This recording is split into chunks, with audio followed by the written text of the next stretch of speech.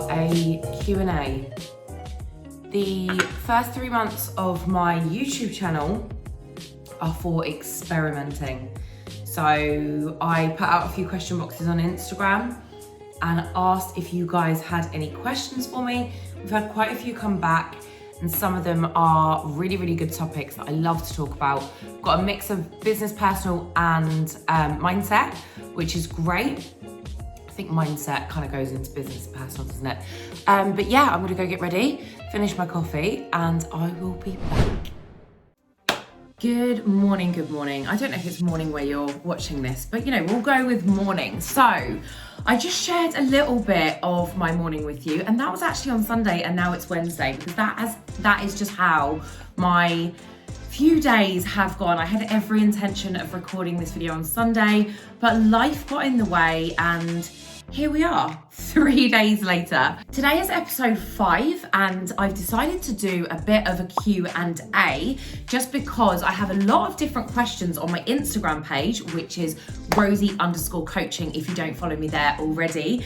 And a few ones that I love to talk about, but also want to answer for you guys to maybe inspire you or help you to overcome some of the things that you are going through right now.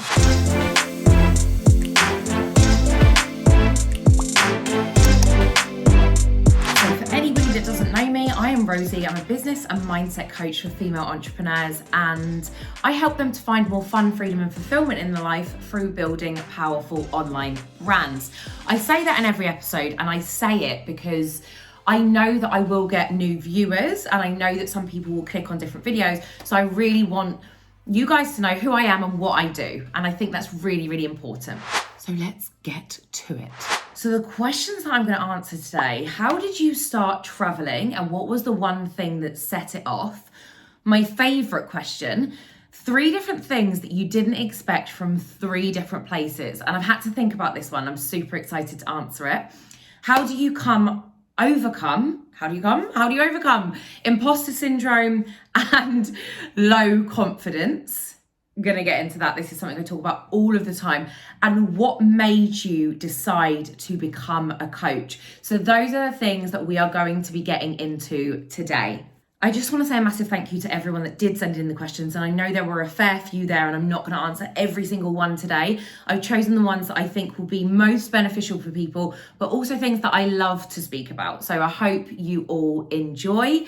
If you do, please don't forget to leave me some feedback in the comments, hit subscribe and like the video so that I can reach more people and make more of an impact. So let's get into travel. How did you start? What was the one thing that set it all off? Okay, I like that question. I really like that question. I have a very deep answer. So I have always been brought up in Spain. I moved to Spain when I was 10. I moved back to England when I was 17 for a couple of years. And I felt very kind of like lost in what I was doing with my life. I didn't feel very fulfilled, didn't feel very happy, and ended up in Mallorca doing seasons there for the summer. That's the Wi-Fi. So I ended up in Mallorca for 2 years, and I met somebody there, and it didn't go too well. Story of my life. It didn't go too well, and I remember going back to England thinking all I want to do is be with this person, and then I realized I wasn't actually very happy in England, and I was like, what can I do to get away? What can I do to get away from this situation? Whenever I feel stuck in life, I think it's really important that you do things that really fucking scare you. Like, I hear a lot of people saying, oh, I'm just going to stick with this thing for, you know, like the next 30 days and do this, that, the other. I think consistency is great, but when you feel stuck, go and do new things. Go and do things that scare you, that are going to light you up, that are going to make you feel excited, that are going to make you grow, you know? So I was like, why not book a flight to Australia? So that's exactly what I did. I booked a flight to Australia. I had absolutely £0 in my bank account. I think after booking that flight, I was working as a waitress in a cocktail bar. Should we put that on now? I don't know. I was working as a waitress, not in a cocktail bar, in a smokehouse. And I was like, right, let's start doing 80 hours a week and save up as much as we can. And that's exactly what I did for about 4 months. Saved as much as I could, and then got on that one-way flight and flew to Australia.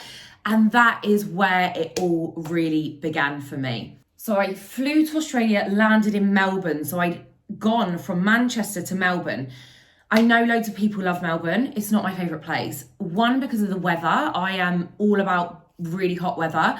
But two, because I don't really like city life, and I felt like I'd literally gone from Manchester to Manchester. I know Melbourne's quite different to Manchester, but it was all very similar. And I think they're both great places, but it just was not for me. So I quickly went from Melbourne to Brisbane and started working in a factory there, and then kind of ended up traveling all over Australia. So I did the East Coast, I hitchhiked down the West Coast, I did some of the West Coast on a bus, I did farm work out in like the middle of nowhere. I lived in Darwin for quite a lot of time, travelled to South Australia, did the Great Ocean Road a couple of times, and it was amazing, and I would recommend it to anyone. Australia is such a fun place. It is the land of opportunity. And really, really, I feel like if I had kids, I would want to bring them up there. Like, it's a really, really good place to have a beautiful work-life balance, focus on health and wellness, and just have so much opportunity in front of you. I think Australia is really, really good for that. So that is how it started. And that's the one thing that definitely set it off for me, just needing a change. 3 different things that I didn't expect from 3 different places. Oh, I love that question. I love that question. Thank you. The number one thing that I learned in Darwin that I didn't expect to learn in Darwin, I suppose I didn't expect to learn it anywhere really, but Darwin taught me that you can feel at home no matter how far you are from home. It just really depends on the people you are surrounded with. If you are surrounded by good people that you love and that love you, and you're having a great time, you can feel the most at home that you have ever felt. Okay, I love Darwin. Darwin will always have a place in my heart. That's Darwin in the Northern Territory of Australia, by the way. The second unexpected thing that I learned from a different place was I learned from India that not everything is as you will expect it to be, but that is okay. And I really, really learned that every single thing happens for a reason while I was in India. And the reason that I say that is because I left Australia very quickly. I had a sponsorship in Australia. And as soon as I said yes to that sponsorship, the conditions changed in the place that I was working in. And I was like, no, I'm not going to do this for 4 years. Like, I'm not going to be putting up with that for 4 years. So I quickly booked a flight to India, quickly got my visa, quickly packed my bags, quickly got someone else to rent my room, literally in the space of under a week. I did it in like, I think it was 4 days. It was all very rushed. And I'd always had this thing where I was like, when I go to India, I am going to have this huge like life breakthrough.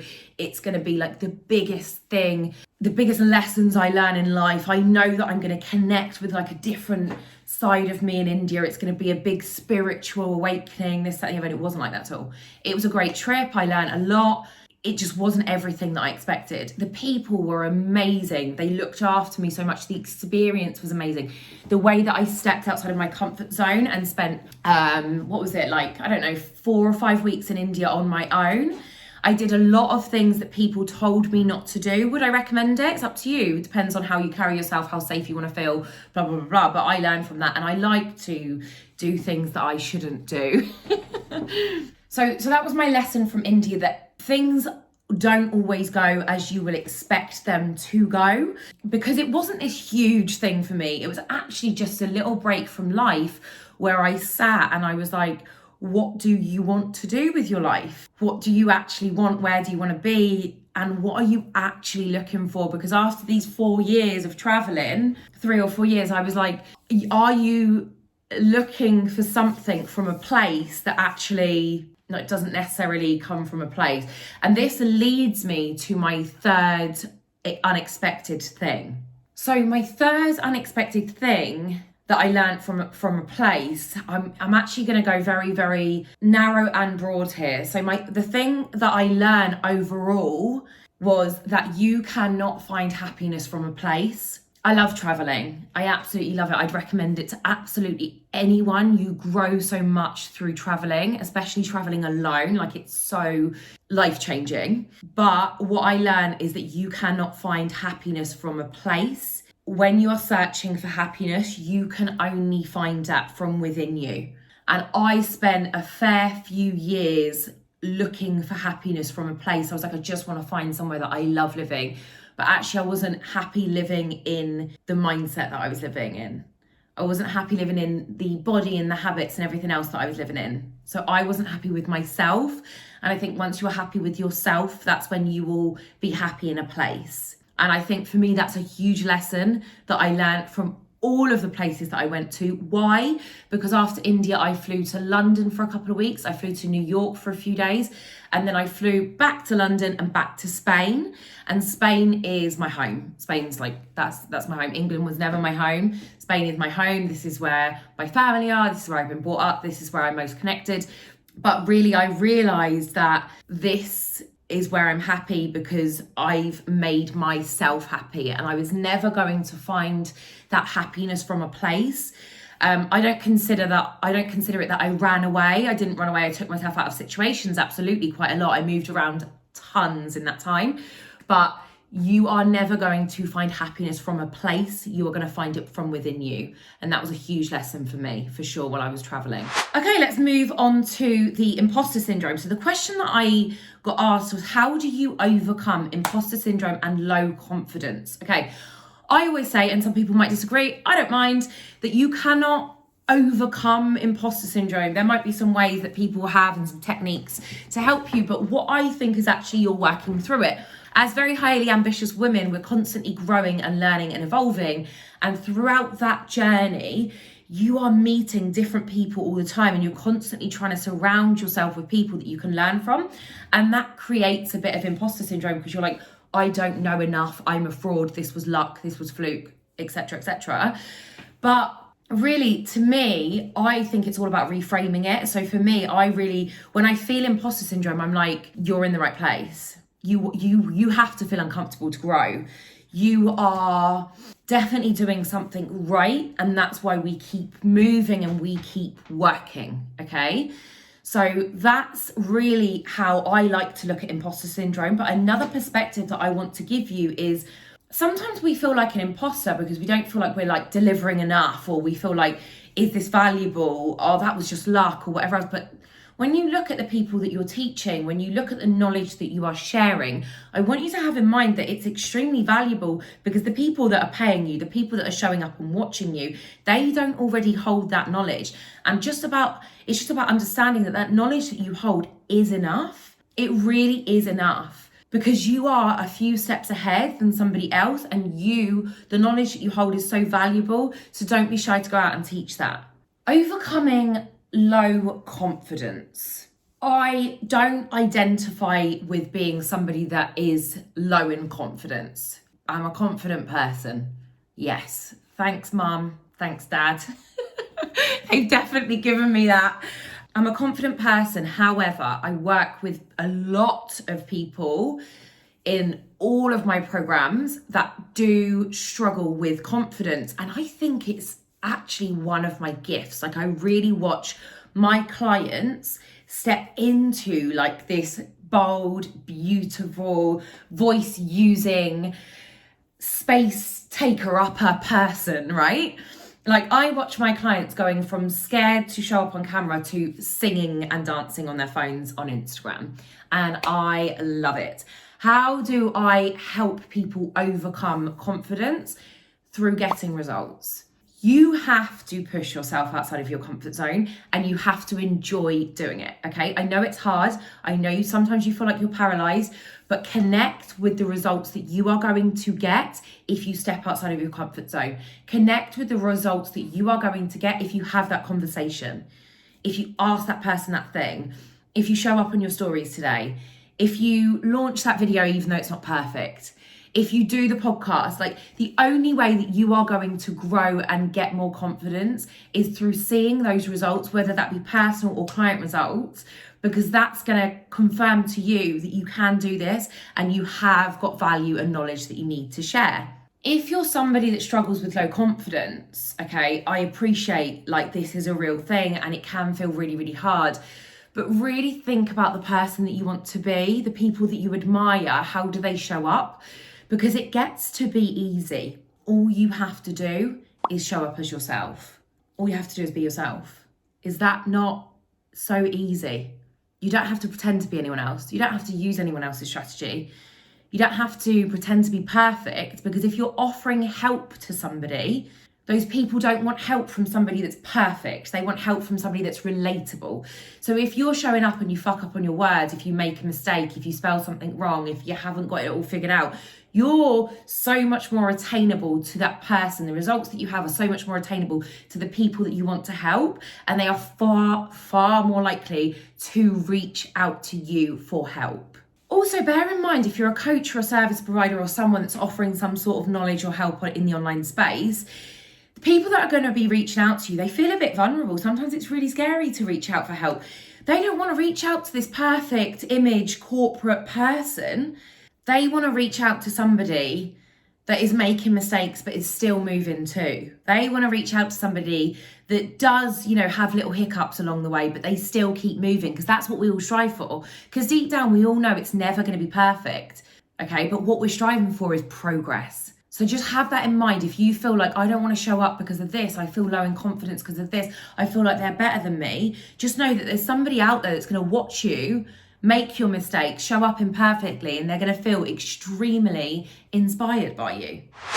And the last question that we have is, why did you decide to become a coach? Okay, I have spoken about my journey a little bit in some of my previous videos, so I'll quickly kind of go over it and tell you how I got into coaching. But it was never like a broad decision, I want to be a coach. It's funny because when I was younger and I used to work in bars and restaurants, I used to think, I watched a consultant come in once and he was telling us how we could make business better. And I remember thinking, I could do this better than you. I know more about this restaurant. I was very invested in that restaurant. I loved it. I know more about this restaurant and where we're going wrong than you do. You're coming in and telling us these ideas, and I could tell you so much more about how we could make this better and how we could make more profit and give the client a better experience. And I remember having in my head, I want to do that one day. I want to be like a consultant to make businesses better. But in my mind, it was always around the hospitality industry. But I always had in my mind as well that I wanted to help women love themselves more. So I feel like the universe has taken me on this journey to becoming a coach, a business and mindset coach, because what I do is I help them make profit and give an amazing client experience while helping them grow their mindset and love themselves a little bit more. So my business started off as a self-love blog, completely free. It kind of transitioned into content creation. Somebody reached out to me and asked me if I wanted to do a bit of associate work from them. So I did. Then I went into the world of VA social media management. But I quickly realized I was giving out so much advice to other people that coaching was where it was at for me. So I kind of have fallen into the coaching route, but it feels so aligned. Genuinely, I said this to my friend yesterday.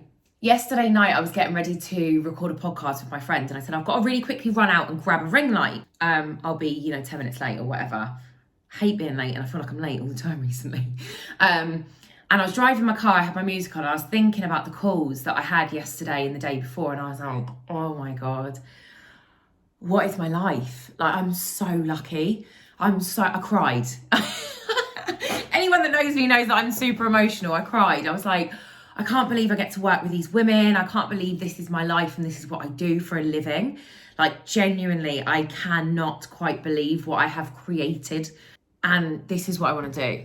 I want to coach people for the rest of my life. It may not always be in the same area. For now, it definitely is going to stay there. But coaching is where it's at for me. Self-development, watching people grow, being on a long-term journey with people. Some of my clients I've been working with for 7 or 8 months, and the growth that I've seen in them is just absolutely beautiful. And I wouldn't change a second of the bad days for anything else. I take the good with the bad, and I'm telling you now, this is my life. This feeling that I have is what people dream of. So how did I become a coach? I fell into coaching. Why do I coach? Because that's my purpose in life. Guys, I hope you've enjoyed today's Q&A. I found it really, really fun, and I hope it's kind of like helped you to get to know me a little bit better. If you want to chat to me, like I said before, leave your comments in the comments. If you enjoyed today's video, I really appreciate it if you could subscribe, like, or share to your socials, and please don't forget to tag me so that I can see that you've enjoyed the video too. Thank you so much for tuning in. As always, it has been a pleasure. I hope you are having a beautiful start to your week. I will see you all very, very soon.